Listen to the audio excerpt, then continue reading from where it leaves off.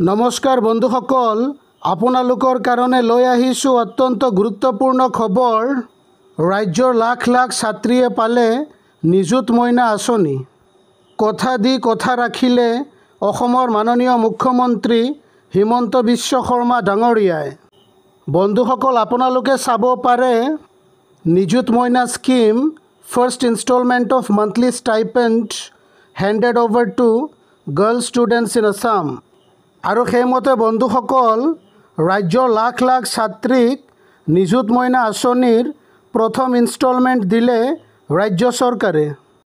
বন্ধুসকল, আপোনালোকে চাব পাৰে mister Sharma handed over the cheques for the first month to the students at a program in Guwahati, while similar functions were organized across the state in which the girls received the maiden installment under the Nijut Moina scheme. আৰু সেইমতে বন্ধুসকল, অসমৰ মাননীয় মুখ্যমন্ত্ৰী হিমন্ত বিশ্ব শৰ্মা ডাঙৰীয়াই গুৱাহাটীত অনুষ্ঠিত এক প্ৰগ্ৰামত ছাত্ৰীসকলক নিযুত মইনা আঁচনিৰ প্ৰথম মাহৰ প্ৰথমটো চেক হেণ্ড অভাৰ কৰে। আৰু বন্ধুসকল, সমগ্ৰ ৰাজ্যত ছাত্ৰীসকলৰ মাজত নিযুত মইনা আঁচনিৰ চেক বিতৰণ কৰা হয়।